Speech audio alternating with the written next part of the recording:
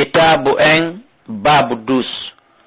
dambugal sappo e ɗimmalngal no yewten fi ahkam izalati najasati fi ñawore ittugol oɗo soɓe. musidɗan julɗo wonɗo jentade o tafsir fa kama annahu wono woniri noon matlubun hino ɗaɓɓira minal muslim immorde julɗon an yakuna nde wonata tahira laaɓuɗo minal hadasi immorde e tayre nden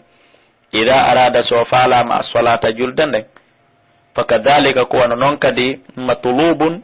minhu himo ɗaɓɓira kadi taharatul badani laaɓal ɓandu ndun hara ɓandu ndun kadi no woni laaɓu ndu tuundi ala e mayru wa thawbi e coñci ɗin wal buqati e nokkure ka on tigi juulata ɗon himo ɗaɓɓira nde wonata kadi laaɓuɗo e ɗiɗo fop minan najasati immorde e soɓe. ko ɗum waɗi si qala taala allah daali wa thiyabaka coñci maɗin fatahhir laɓɓinɗi suratu almudathir aya 4.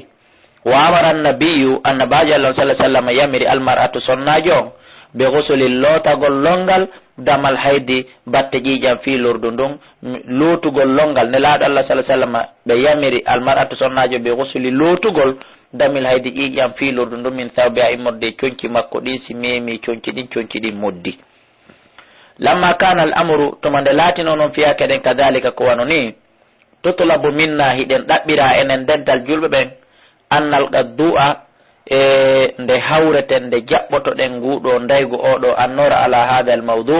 e dow oɗo nokkure. wowa koni ɗum mawdu'u ko nokku izalatan najasa ittugol oɗo soɓe. aridain ɗiɗiɗi ko weɓitiɗi ɗiɗi li ahammi ahkamihi sabu himmugol sabu concernugol ñawoje muɗum ɗen raja an ka jortagol ka tijjagol an yantafi abi dhalika nde nafore nden heɓoto sabu ɗum ɗon man yaqurahu on jango alqur'anare nden min ikhwanina immorde musidɓe meɗen almuslimina julɓe ɓe. wala gad kana gomɗi laatike alfuqaha'u famoɓe ɓe rahimahumullahu yo allahu on yurmeɓe yaqiduna hiɓe fiɓuno li hada al mawdu'u fi oɗo mawdu'u baban hiɓe waɗuno ɗum ɗo dambugal khasan hertingal yusammunahu hiɓe innay nongal hiɓe wi'angal babun dambugal izalatun najasati fi ittugol o soɓe ay tatohiru laɓɓintinagol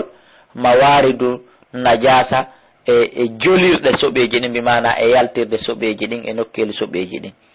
allati ɗin tatra'u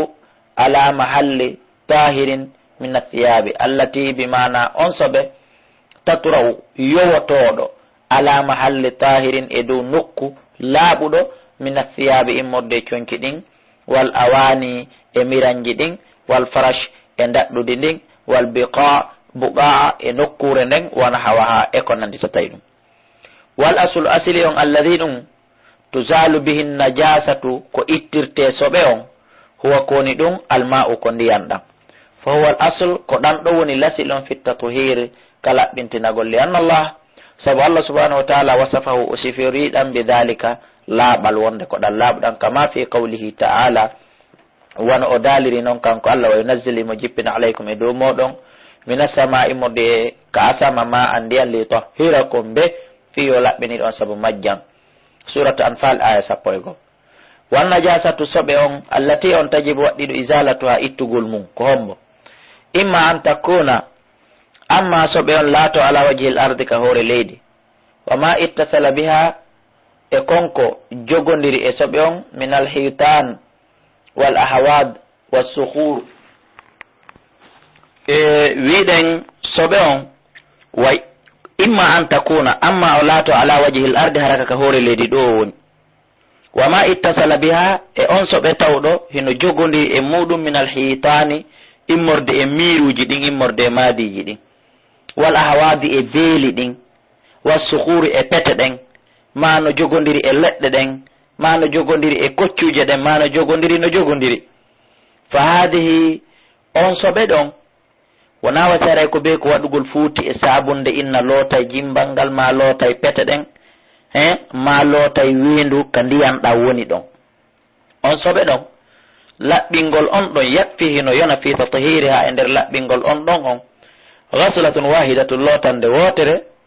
tadhhabu naɓayde ittayde bi ayni najasati soɓe tigi tigi on aray gasi bimana mana mum annaha noon soɓe ɗon tuhmaru o suddirte bilma e ndiyan bi subbihi saabu yuppugol ndiyan ɗan saabu hibbugol ndiyan ɗan alayha e hoore soɓe marra tan wayda tan nde wotere yoola soɓe on li amri sallah sallam saabu yamirgol nelaɗo ɗum bi sobbil ma e yuppugol ndiyan hibbugol ndiyan ala bawlil arabi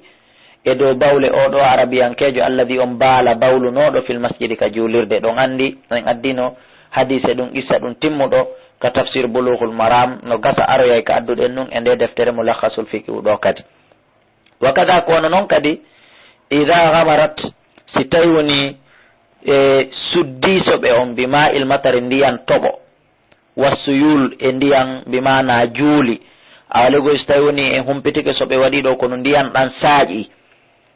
ma ili rewi e muɗum ndiyan ilay ɗan ko ɗum wiyete assuyul ndiyan iwɗan ɗan ka kammu na enen ƴoogi si on wal hibbi kono humpitike ndiyan ɗan saaƴi e hoore mum yoolike haray ɗon kadi laaɓi ma ndiyan ɗan ili e muɗum yoolike haray ɗon kadi laaɓi fa ida zalat so tawi woni kañum soɓi on iwi bi subbil ma i saabu yuppugol ndiyan ɗan saabu hibbugol ndiyan ɗan alayha e hoore mum aw bi ma il matari nasil ma saabu ndiyan toɓo saaƴuɗan ɗan jippi e muɗum tawi soɓe on iwiri saabu ɗum awil jaari ma ndiyan ilɗan ɗan ari rewi alayha e hoore mum kafa dalik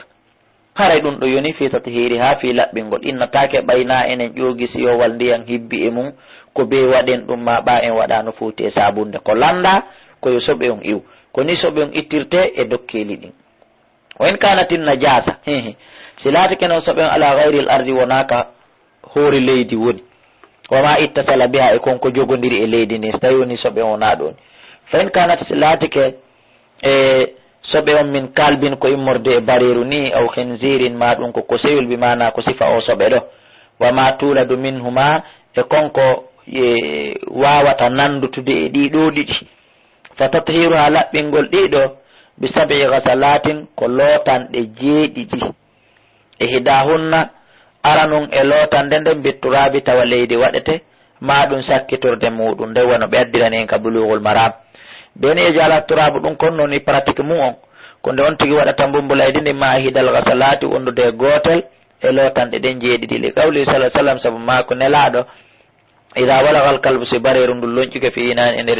fi ina ahadikum e nder miran goɗɗo e moom fal yahsilhu yo lay o miran on saban laabi jeɗɗi awwaluhunna aranun ɗum e layɓanɗe ɗen bitturaɓe waɗa mbumbulaydi haray noon koyen faamu ndi mbumbulaydi sabunde no lonti ɗum hande on faami ka fewndo innanno mbumbulaydi yo leydi layɓire haɗe on say sabunde ala hande sabunde jamare ɗo ma kaba kudure ɗo ma toilettre ɗo ma sabunde kiidi ɗo sabunde ɓale sa succin ɗon ka fuuti ja laaɓi ƴufi a layɓiri ɗum ɗon haray ɗum ɗon lontike leydi ndi rawa muslim wa gayrihi wa hada al hukmu nde ɗo ñawre